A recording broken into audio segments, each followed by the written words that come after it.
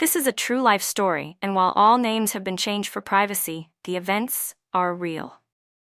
This story contains themes of infidelity, guilt, and emotional distress, which may be sensitive for some viewers. Viewer discretion is advised. If you like more true relationship confessions, marriage secrets, and real-life betrayals, subscribe to this channel and turn the bell notification. My name is Judith Johnson, and I'm about to tell you the worst thing I've ever done. I never thought I would be in this position, living with a secret so dark, so heavy, that it feels like it's crushing me from the inside out. I love my fiancé, Stephen K. Bentley. I really do. But if he ever finds out what I've done, I know I'll lose him forever. And the worst part? I deserve to. Some nights, I wake up in a cold sweat, my heart pounding, convinced that tonight is the night he'll figure it out. Maybe he found a clue. Maybe he noticed the change in my behavior. Maybe he's just been pretending not to know this whole time, waiting for me to finally break. I tell myself it was a mistake, a one-time thing, a desperate decision made under circumstances I can't even explain. But that's not true, is it? It didn't happen just once, and it didn't happen by accident. I chose this. I let it happen. I let someone else touch me, hold me, whisper things to me that only Stephen should have been saying. And now I live in constant fear. Every time Stephen looks at me with those kind, trusting eyes, it shreds me apart from the inside. He thinks I'm his rock, his safe place. He's been through so much already. His ex-fiancée shattered him with her own betrayal, and I knew that. I knew how much he feared being hurt again. And yet, I still did it. Why? That's the part that haunts me. That's the part I can't make sense of. No matter how many nights I spend lying awake, staring at the ceiling, whispering to myself, "Why, Judith? Why did you do it?" At first I thought it was just the money. That's how I justified it anyway. The bills were piling up. Work wasn't paying enough. I was drowning, and someone, I won't say his name just yet, offered me a way out. He made it sound so easy, so harmless. I told myself it wasn't real. It didn't mean anything.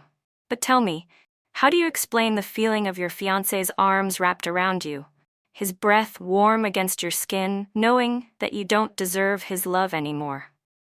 That's the thing they never tell you about infidelity. It's not just about the act, it's about the aftermath. The way your stomach twists every time he says, "I love you." The way your heart pounds when he comes home early, afraid that maybe, just maybe, today is the day he finds out. Some nights, I wonder, would it be easier if he did? Would it be better if Stephen looked me in the eyes, saw the truth, and left me? Because right now, I feel like I'm dying a little more every single day. I think about telling him, I really do. I imagine sitting him down, taking his hands in mine, and just confessing everything. But then I see it. I see his face in my mind. The hurt, the betrayal, the disappointment, and I realize I'm a coward. I deserve to feel this pain. I deserve to lose sleep over it. I deserve every second of guilt, every moment of shame. But what I don't know is what comes next. Do I take this secret to my grave? Or do I tell him and risk losing everything? I don't know the answer. All I know is that I can't keep living like this. And by the time this story is over, neither will you. They say every mistake starts with a small decision, one that seems harmless at first. Mine started with a bank statement. I remember that day vividly. I was sitting at the tiny kitchen table in our apartment, staring at my laptop screen, my stomach in knots. The numbers didn't lie. Rent was overdue, my car payment was late, and my bank account? Pathetic. Stephen was at work, like always, pushing himself harder than he should to make sure we were okay. And me? I was barely scraping by, juggling shifts at a job that barely covered the essentials. I didn't tell him how bad it had gotten. I didn't want to stress him out. But deep down, I think I knew the real reason. I didn't want him to see me as a failure. So when the message came through, I didn't delete it right away. "Hey Judith, been a while, how have you been?" A name I hadn't thought about in years. Darren Kingsley. Back in college, Darren was that guy. Charming, confident, the type of man who always got what he wanted. He had flirted with me back then, always pushing boundaries, but I never took it seriously. Because back then I had Stephen. But now, I didn't even answer his message at first. Just stared at it, fingers hovering over the screen. I should have ignored it. I should have deleted it. Instead, I did something worse. I hesitated. And that's all it took. Darren didn't waste time. The The moment I responded, just a simple, casual, "Hey, been a while," he jumped straight in. "You still in town? We should catch up, my treat." I knew what he was doing. Darren had never been the type to just catch up, but I told myself it was innocent. Just a drink. Just a conversation. And besides, it wasn't like I was actually considering anything. Right? That's what I told myself as I sat across from him that night in a dimly lit lounge, feeling the weight of his gaze. He hadn't changed much. Same expensive suits, same cocky grin, same air of danger that I had always ignored before. But now, I was listening. We talked about everything and nothing. Work, life, old memories. And then, as if it was the most natural thing in the world, Darren leaned in and said, "You look stressed, Judith. You okay?" That was all it took. Because no one had asked me that. Not in a long time. And suddenly, before I even knew what I was doing, I was spilling everything. The bills, the debt, the nights of lying awake, wondering how much longer I could keep pretending that everything was fine. Darren listened. He smiled, and then he said the words that changed everything. "I could help you, you know." I laughed, a short, nervous laugh. "Oh yeah? You gonna write me a check?" He didn't laugh back. "No," he said, swirling his drink. "I'm saying I could really help you." I felt my stomach tighten. I should have walked away. I should have ended the conversation right there. But instead, I heard myself ask, "What are you offering?" Darren didn't sugarcoat it. He laid it all out, clear as day. "I know people. People who would really pay to spend time with someone like you." I froze. He was joking. He had to be joking. But when I met his eyes, there was no humor there. I should have gotten up and left. Instead, I just sat there. Because here's the thing about desperation. It makes monsters out of good people. And in that moment, I wanted to believe that this wasn't what it sounded like, that it was just dinner, just company, that I could do this and still walk away clean. "It's just money," I told myself later that night, staring at my reflection in the bathroom mirror. "It doesn't mean anything." I didn't say no, but I also didn't say yes. And somehow that made it worse. Days passed, and then came the message, a name, a place. And just like that, it was real. I should have said no. Instead, I told Steven I was meeting a friend. I kissed him goodbye, my heart pounding so hard I thought he'd hear it. And then I walked into a world I could never undo. The details of that night, they still haunt me. Not because of what happened, but because of how easy it was. A dinner, a drink, a conversation laced with flattery, and then a hotel room key pressed into my palm, as simple as a handshake. The moment I held that key, I knew. This wasn't just about money. This was about crossing a line I could never come back from. I stood outside that hotel door for what felt like hours, my hand hovering over the handle. "You don't have to do this," a voice in my head whispered. "You could still turn around." And yet, I turned the handle anyway. Because once you step to the edge, once you let yourself consider it, you're already falling. The next morning, I woke up next to Steven, wrapped in his arms like nothing had changed. But everything had changed. I could still feel the weight of another man's touch. I could still hear the echo of my own voice, whispering promises I never meant. And the worst part? Steven looked at me like I was his world, like I was still the same person I had been yesterday. And that's when I realized the real consequence of what I had done. It wasn't just about the act. It was about the lie. A lie I would have to live with every single day. A lie that was only just beginning. I thought I could handle it. I really did. I told myself it was a one-time thing, a mistake, a moment of weakness, something I could bury deep inside and forget. But guilt doesn't work like that. It doesn't just fade away. It lingers. It festers. It turns you into someone you don't recognize. And before I even realized it, I was living a double life. The morning after, I did what I had to do. I played my part. I smiled when Steven woke up. I kissed him like nothing had changed. I laughed at his jokes. I held his hand. I let him wrap his arms around me, pretending his touch didn't make my skin crawl with guilt. But something had changed. I wasn't his anymore. Not really. And every time he looked at me, I felt like I was suffocating. Because if he knew, if he even suspected what I had done, he would never look at me the same way again. At first, it was just one lie. A simple one. "Oh, I was with a friend last night. We grabbed drinks and talked about work." Steven didn't question it. Why would he? I had never given him a reason to doubt me before. But one lie leads to another, and soon I was drowning in them. Deleted texts. Every morning, before Stephen could ever see my phone. Alibis carefully crafted. Never too much detail, never too little, just enough to seem real. Excuses for why I was distant. Just stressed, just tired, just not feeling like myself. He believed me, he trusted me. And that only made it worse. Before this, Stephen and I had been inseparable. We told each other everything. We spent hours talking about our future, where we'd live, the kind of house we'd buy, the names of our future kids. But after that night, something shifted. I could feel the distance growing between us, like an invisible wall I had built myself. I wasn't just hiding a secret, I was hiding from him. His touch felt different, like I didn't deserve it anymore. His "I love you" felt heavier, like a weight pressing down on me. I stopped making eye contact for too long, afraid that if I did, he would see right through me. And the worst part, he started noticing. "You okay, babe? You've been acting different." I forced a smile. "Just stressed, that's all." And he believed it, because why wouldn't he? Guilt is one thing, paranoia is another. And soon I wasn't just hiding a secret, I was terrified of being found out. Every time he touched my phone, my heart stopped. Every time he asked about my day, I overthought my answers. Every time he mentioned love, marriage, forever, I wanted to scream. Because he didn't know. He didn't know that the woman he loved wasn't the same woman anymore.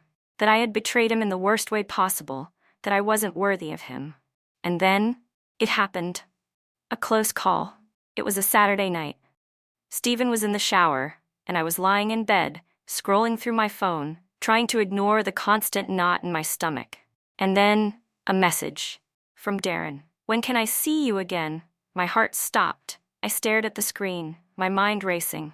I had ended things with him, or at least, I thought I had. But Darren, he wasn't the type to just let things go. And the worst part? I didn't hear the bathroom door open. I didn't realize Stephen had come out. Not until he spoke. "Who's that?" My body went cold. I turned my phone over so fast it nearly fell out of my hand. "No one." Stephen raised an eyebrow. "You look nervous?" I forced a laugh. "It's nothing, just work stuff."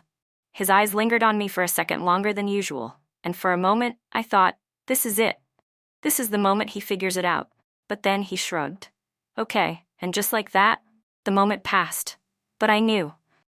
I knew I had just barely escaped something I wouldn't be able to talk my way out of next time.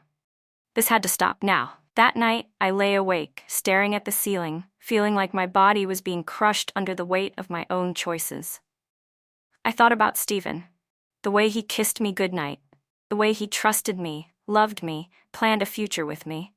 And then I thought about Darren. The mistake I had made, the lie I had been living. And I realized I was standing at a cliff's edge. I could either keep going, keep falling deeper into this mess until there was no way out, or I could end it. Not just the affair, all of it, the lies, the guilt, the secret that was eating me alive. I had to make a choice, confess or walk away forever. But no matter what I chose, one thing was certain. This wasn't over yet, not even close. They don't tell you about the after. People talk about affairs like they're just acts, something you do and then walk away from. Like you can just shut a door, lock it, and pretend like nothing ever happened. But that's not how it works. Because once you cross that line, once you betray the person who trusts you the most, you can never go back. And even though I had ended it, even though I had cut Darren out of my life completely, the real punishment was just beginning. At first I thought I could move on. I told myself, it's over. It was just a mistake. Just a chapter I'll never reopen. But my body, my mind, they refused to let me forget.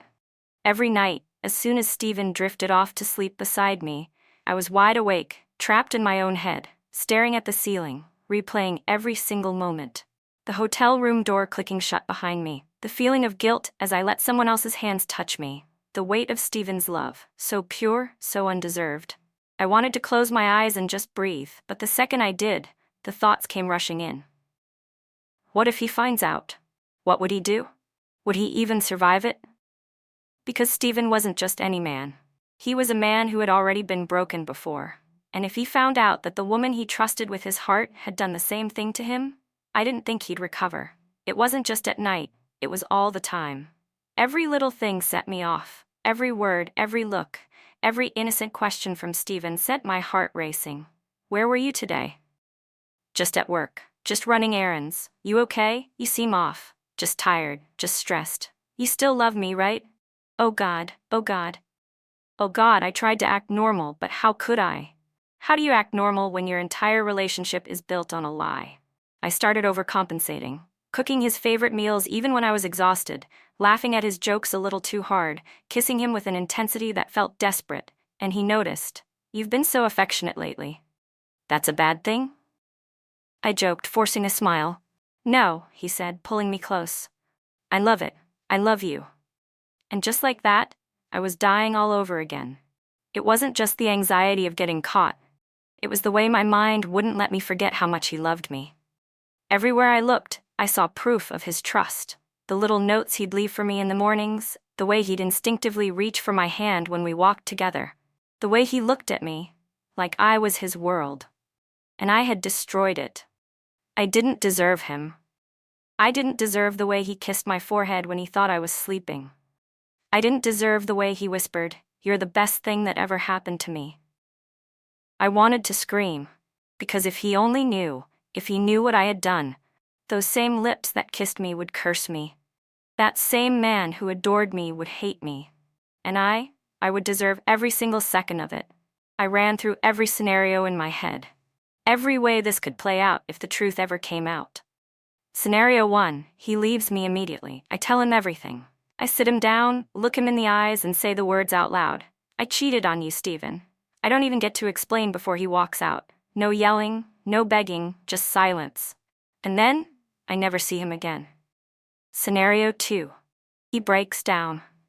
This one was the worst, because Stephen wasn't the type to lash out in anger. He was the type to internalize it, to shut down, to turn cold, to lose faith in love entirely. And the idea that I would be the one to make him feel that way, I couldn't live with it. Scenario 3. He forgives me, but never really does. Maybe, in some twisted reality, he would try to stay. Maybe he'd say he wanted to work through it. But it wouldn't be the same. I would see the doubt in his eyes every time I picked up my phone. I would feel the hesitation in his touch, and slowly, piece by piece, we would fall apart anyway. No matter how I looked at it, there was no happy ending. Not anymore. I had 2 choices. Neither of them were good. Choice 1, confess everything, tell him, rip the Band-Aid off, face the consequences. But if I did, I would lose him. And I wasn't ready for that. Choice 2, bury it forever. Keep pretending. Take this secret to my grave. Live the rest of my life as the woman who betrayed the best man she had ever known. But deep down I knew the truth. Even if I never told him, even if I managed to keep the secret for years, it would still destroy us. Because guilt is like a slow poison. It creeps into everything. Every laugh feels forced, every kiss feels like a lie, and sooner or later it kills you. I wish I could say I had the answer, that I woke up one morning with clarity. But the truth is, I had no idea what to do. I only knew that this couldn't go on. Something had to change. Because no matter what I chose, whether to confess or keep the secret, I couldn't keep living in this purgatory forever. One way or another, the truth was going to come out. And when it did, I would have to face the wreckage I had created. I never thought a secret could feel so heavy. But here I was, carrying the weight of my own betrayal, trying to pretend like I could still be the same woman Stephen fell in love with. I wasn't, and I never would be again. For weeks, I lived in a mental prison, cycling through the same questions over and over again. Do I tell him and destroy him, or do I stay silent and destroy myself? There was no right answer, only consequences, and time was running out. I played this scenario in my head 1,000 times. I never tell him. I keep pretending. I bury this secret deep, deep down until it becomes nothing but a distant shadow in the back of my mind. But no matter how many times I tried to convince myself this was possible, I knew the truth. Secrets don't stay buried. They linger, they fester, they rot you from the inside out, until the person you were is completely unrecognizable. And every time I looked at Stephen, every time he kissed me with unwavering love and trust, I felt the guilt clawing at my skin, screaming to be let out. I was already breaking, and the longer I held this inside, the worse it would get. There was one thought that paralyzed me more than anything else. Stephen wasn't just some guy. He wasn't someone who would just move on and heal if I shattered him. He was a man with scars. Scars from her, the ex who had already done this to him before. I had promised him I was different, that he would never have to feel that pain again. And yet, I had put him right back in the same nightmare. I imagined it over and over again, his reaction. Would he scream? Would he cry? Would he just go numb? Would he shut down completely, convinced that love was nothing but a lie? I had never been more afraid of anything in my entire life, because I wasn't just gambling with my relationship, I was gambling with him, his mind, his heart, his entire sense of self-worth, and I didn't know if I had the right to do that to him, even if I deserved every ounce of his hatred. At first, it was just sleepless nights. Then, I started losing my appetite. Food tasted like ashes in my mouth. My body felt weak, like I was running on empty. Every time Steven pulled me close, I wanted to melt into him, disappear into his warmth, pretend for just a second that I was still the woman he thought I was. But I wasn't. I was a liar. And the worst part? I was starting to hate myself. Not just for what I did, but for the fact that I still hadn't told him. Because wasn't that worse? The act itself was over. But the lie was still going, every single day. And if I kept choosing silence, wasn't that just another way of betraying him? Wasn't that just another choice to be selfish? I had never felt more lost, until one night when I finally made my decision. It was late. Steven was asleep beside me, his breathing soft, steady, peaceful. And I lay there staring at the ceiling, knowing that I couldn't live like this anymore. I had two options. Option 1, confess, face the consequences, tell him the truth, break his heart, risk losing him forever. Option 2, stay silent, live in my own prison, carry the guilt for the rest of my life, live in constant fear that one day somehow he'd find out. Watch my relationship slowly crumble under the weight of a secret he didn't even know existed. And suddenly, I knew. There was no easy way out. I had made my choices. Now, I had to live with them. But I wouldn't let them define me forever. I won't tell you exactly how it ended, because in real life, stories like this don't have clean endings. There's no neat little bow, no easy resolution, no happily ever after. Only pain, regret, and the choice to either bury it or face it. But I will say this, the truth always comes out, one way or another. The question is, will you be the one to tell it, or will you let it destroy everything when it finally does? If you were in my position, would you have confessed? Or would you have kept the secret forever to protect the person you love? Let's talk in the comments. I want to hear your thoughts. And if this story hit home for you, if you've ever felt the weight of a secret, the fear of losing someone, or the guilt of a choice you can't undo, you're not alone. Subscribe for more real-life stories. If you found this story powerful, subscribe for more true relationship confessions, marriage secrets, and real-life betrayals. New stories every week, raw, real, and unfiltered, because sometimes the truth is stranger than fiction. Hit the bell icon so you never miss an update. Drop your thoughts below. I'm reading every comment.